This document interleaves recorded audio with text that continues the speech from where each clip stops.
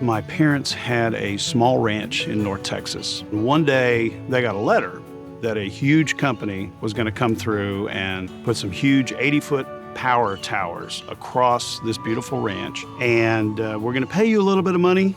There's not really anything you can do about it. We weren't able to stop it, but we were able to get much better terms. Most landowners find out about condemnation or eminent domain on their property by either getting a phone call or getting a letter. First of all, they can't believe it. How can this happen? How does condemnation work? All they worry about is, hey, somebody's trying to take my land. How can they do this? And how can I get help? What are your rights? What can you do about it? How do you protect your interests? And how do you get the best outcome from what initially starts out as, to most people, a bad situation? Landowners have rights under the U.S. Constitution and the Texas Constitution. They have to be fairly compensated. What's fair compensation? What is the land taken worth? Are there damages to the remaining property? The company or the governmental unit that wants to take your property, they want to do the projects quickly and cheaply. They're going to offer you something probably much less than the actual value of the property because many landowners will take it. Your leverage is your willingness to say, if we don't get what we need here, if we don't get what's right, we're happy to take it to trial. From day one, you have to approach every case as if it's going to trial. But it also makes it less likely down the road that you're going to have to go to trial, because if the other side understands you're ready, willing, and able to do that, they may be more willing to come to the table.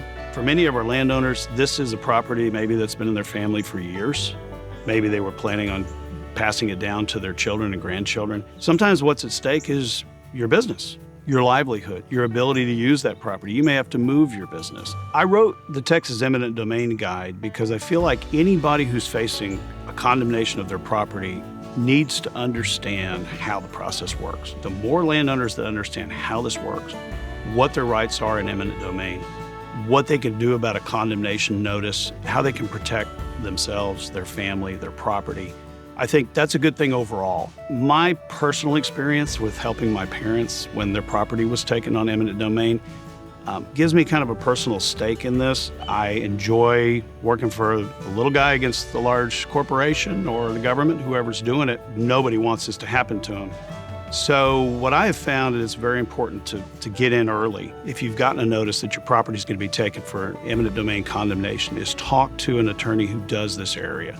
We take a lot of pride in trying to get to know the landowner, trying to get to know their individual situation.